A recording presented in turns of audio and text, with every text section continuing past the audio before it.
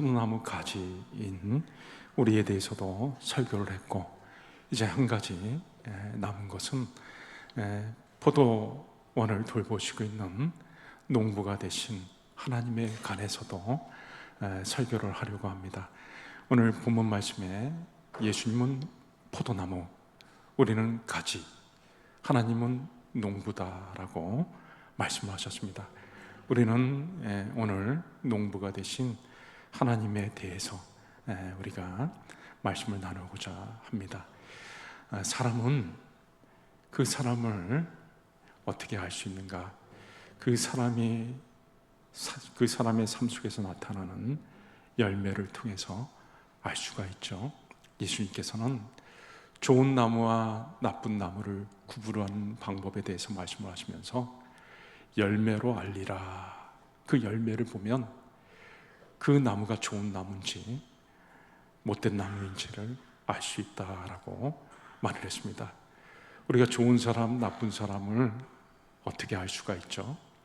그 사람이 나타나는 행실을 보면서 그 사람이 좋은 사람인지 나쁜 사람인지를 우리가 보게 되는 것이죠.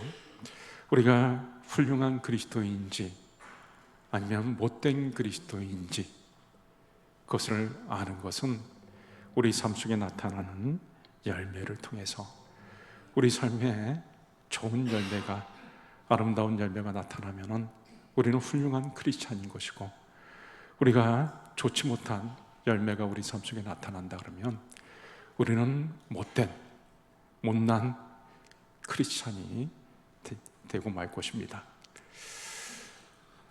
저는 오늘 우리가 신앙생활을 잘하게 되면 맺혀지는 열매들, 그 열매들에 대해서 먼저 말씀드리고, 그 열매들이 어떻게 맺혀지는가, 그 부분을 또 말씀드리고자 합니다. 여러분, 우리가 신앙생활을 잘하게 되면 우리 삶 속에 어떤 열매들이 맺혀질까요? 첫 번째로는 영혼의 열매들을 맺게 됩니다. 바울 사도는 곳곳에 복음을 전하면서 에베소, 빌립보, 데살로니가, 고린도, 갈라디아 여러 지역에 복음을 전해가지고 많은 사람들이 예수님을 만나고 예수님을 구주로 영접하고 구원을 받게 되었습니다. 그러면서 그 사람들을 향해 너희들은 나의 멸류관이다. 이 바울이 하나님 앞에 섰을 때 자기가 전도했던 영혼들이 자기의 멸류관이다 라고 말을 한 것입니다.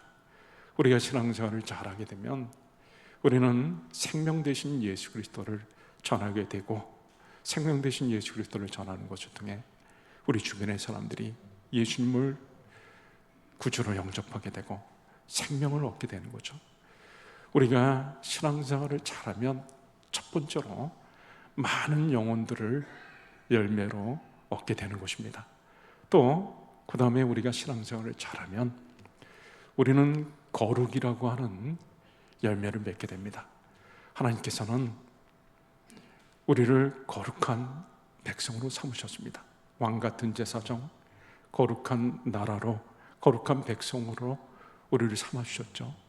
예수님께서도 우리들을 향하여 뭐라고 말씀하셨냐면, 하늘에 계신 너희 아버지의 온전하신 것 같이 너희도 온전하라. 하늘에 계신 하나님이 온전하신 분과 같이 너희도 온전하라.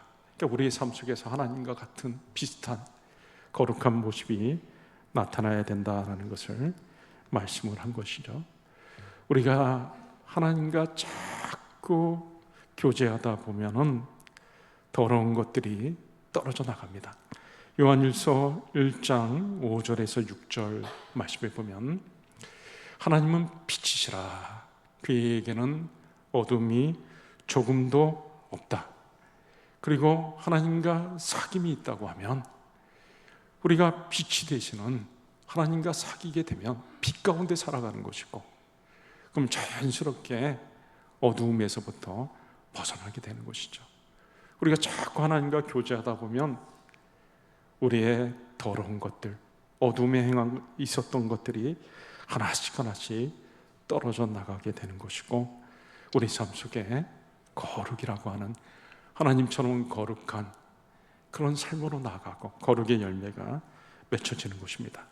그리고 우리가 신앙생활을 잘하면 우리 안에 성령이 역사하시기 때문에 성령의 열매들이 주렁주렁 맺히게 됩니다. 성령의 열매는 사랑과 희락과 화평과 오래 참음과 자비와 양선과 충성과 온유와 절제, 주로 성령의 열매들은 다 성품에 관계된 것들입니다.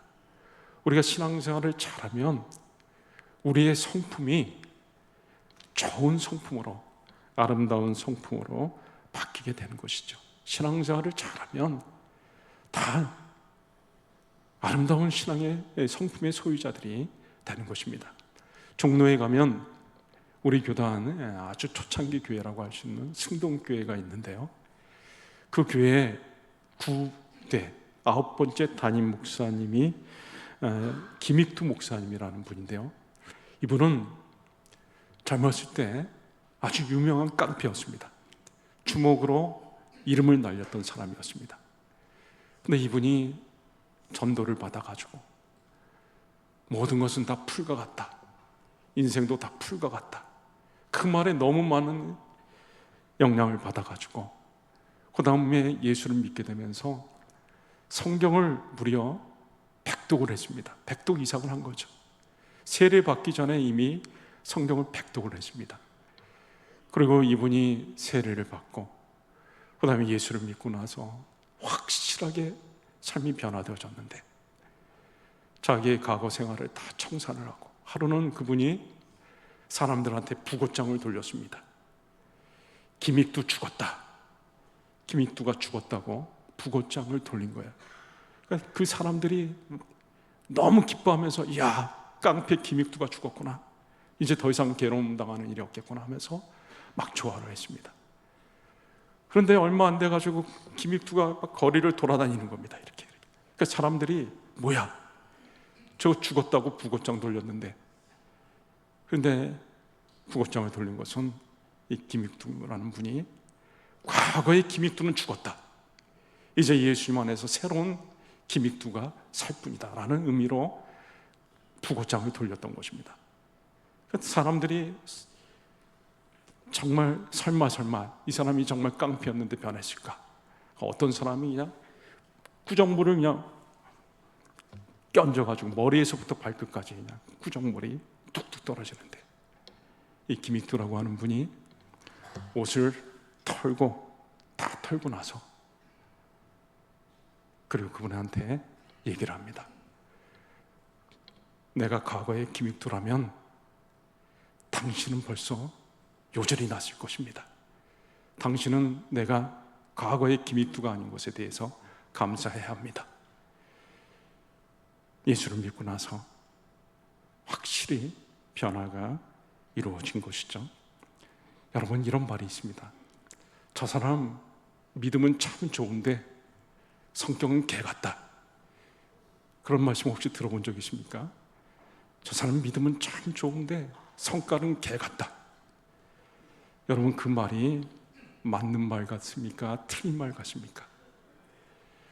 물론 예수를 믿는다고 해가지고 깡패가 갑자기 변화돼가지고 성자가 되는 것은 아닙니다.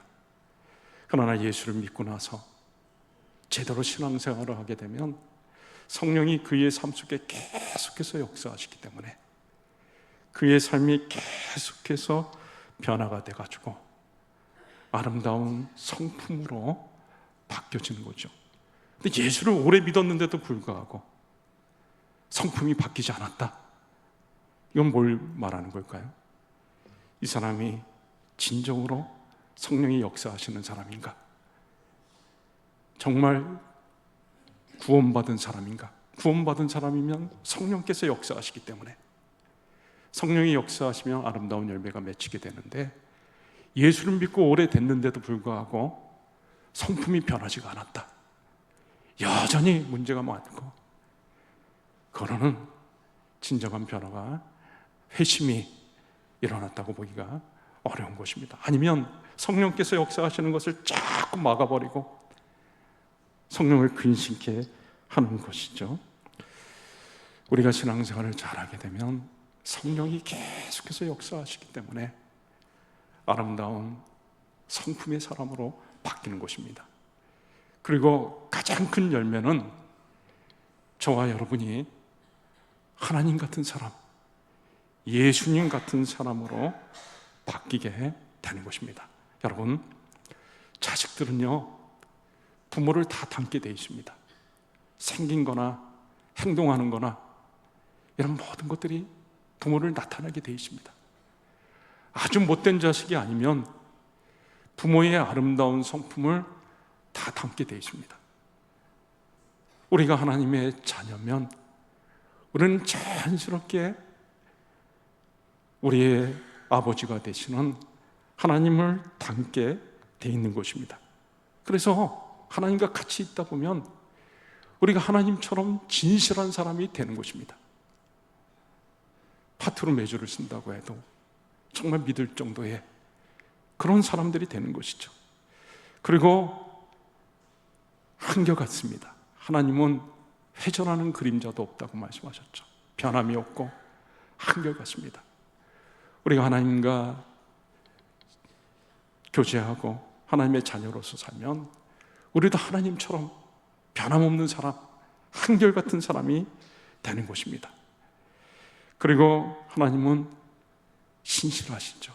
약속을 잘 지키십니다. 한 번도 시건하는 적이 없습니다. 우리가 하나님과 교제를 하면 우리도 약속을 잘 지키는 신실한 사람이 되는 것입니다. 그리고 또 우리가 하나님을 잘 믿고 섬기면 우리가 흔들리지 않습니다. 여호와를 의뢰하는 자는 시온산이 요동치 아니한 것 같다라고 말씀했죠. 우리가 신앙생활을 잘하면 또 우리는 예수님 같은 사람이 되는 것입니다. 예수님은 어떻죠? 예수님은 모든 사람들을 다 품어주셨습니다. 사람들이 손가락질하고 비난했었던 세리와 죄인들을 다 품어주셨습니다. 그리고 가늠하다 현장에서 붙잡힌 그 현장 죄인까지도 예수님께서 다 품어주셨던 것이죠. 우리가 예수님과 함께하고 포도나무 가지로서 포도나무 대신 예수님과 붙어 있다 보면 우리도 이렇게 예수님처럼 많은 사람들을 자꾸 품어주게 되는 것입니다. 과거에는 사람들을 판단하고 평가하고 비평하고 맨날 비난하던 사람이 어느 순간서부터 예수님처럼 사람을 있는 그대로 품어주고 용납해주고 그렇게 되는 거죠. 사실요, 사람은 다 거기서 거기입니다. 그렇지 않겠어요? 우리가 보기에는 조금 차이가 있는 것 같아도 하나님이 위에서 보시면은 다 1m 50이나 2m나 높이 차이가 거의 없죠. 위에서 보면 다 똑같습니다. 우리가 경건해도 얼마나 경건하겠습니까? 하나님이 보시기에는 다 똑같은 거죠. 근데 누가 누구를 자꾸 비난하고 판단하고 평가하고 이러면 하나님 보시기에 똥 묻은 개가 겨 묻은 개 탓하는 것과 뭐가 다를 것이 있겠습니까? 우리가 예수님과 함께 하다 보면 우리도 예수님처럼 온유한 사람이 되는 것입니다. 나는 마음이 겸손하고 온유하니 나에게로 와서 배우라 라고 말씀하셨죠.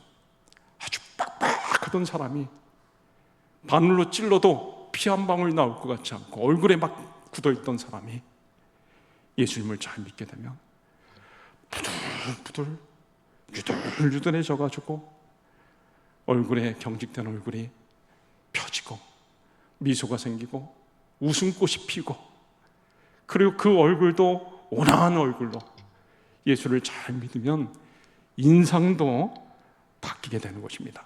인자한 얼굴로 바뀌게 되는 거죠.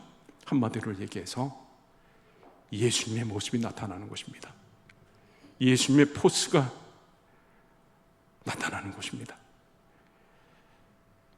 점점 예수님의 향기가 나타나는 것이죠. 여러분, 다른 거 다 필요 없고요.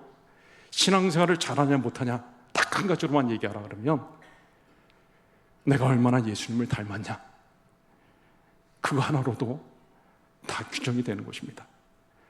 내가 예수님을 많이 닮았으면 나는 신앙생활을 잘하는 사람이고, 나는 예수님을 전혀 닮지 못했으면 나는 신앙생활을 엉망으로 하는 사람인 것입니다. 자, 그러면 이제 중요한 본론으로 들어가서 우리가 그러면 어떻게 아름다운 열매들이 맺혀지는가? 제가 아름다운 열매에 대해서 얘기를 했죠. 그 거룩과 같은 열매, 영혼의 열매, 아름다운 성품들, 이런 열매들이 어떻게 맺혀지는가?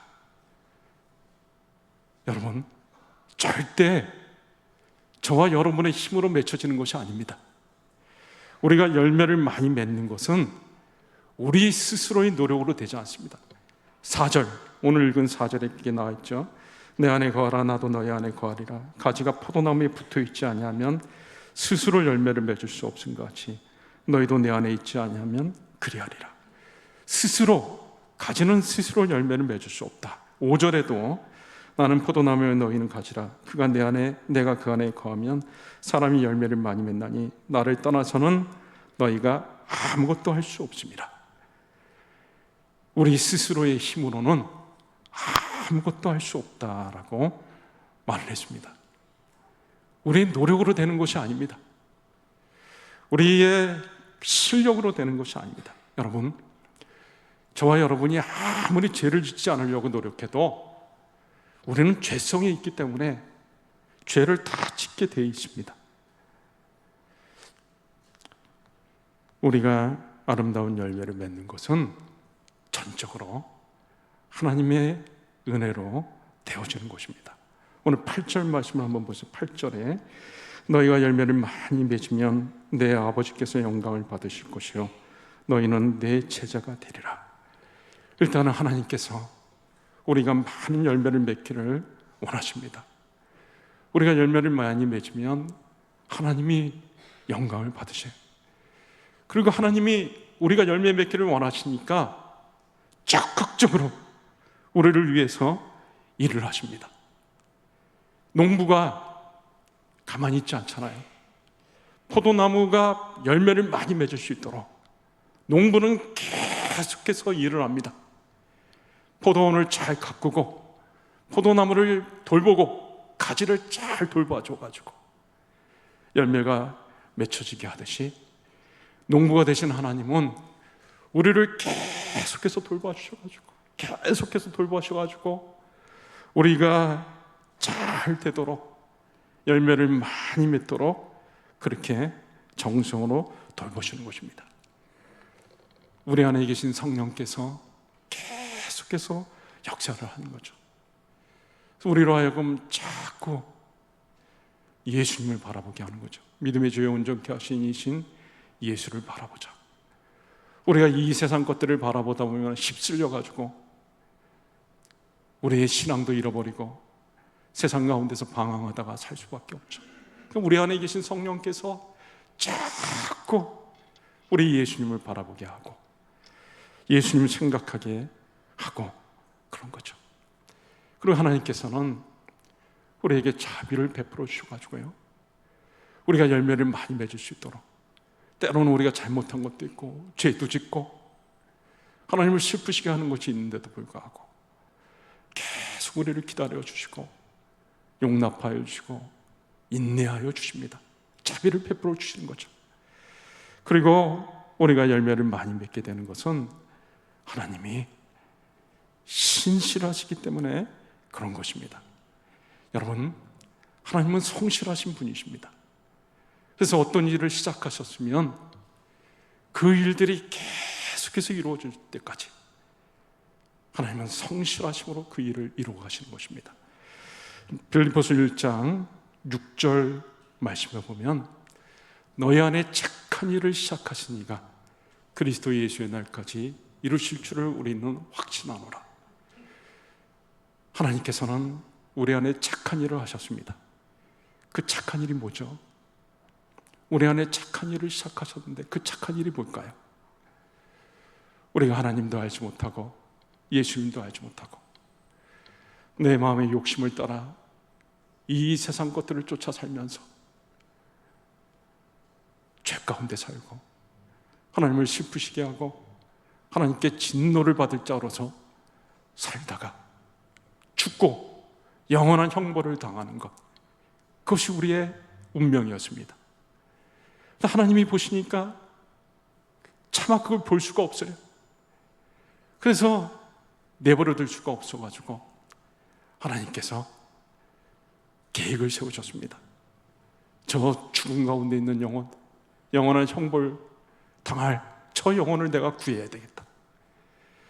저 죽음에서 구하기 위해서는 죄의 문제를 해결해야 되니까 내가 죄 없는 독생자 내 아들 예수를 세상에 보내가지고 내 아들로 하여금 이 세상 모든 사람들의 죄를 다 짊어지고 대신 피를 흘려가지고 죄값을 다 감당하자.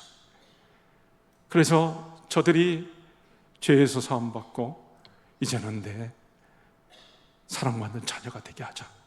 그것이 바로 하나님의 계획이었습니다.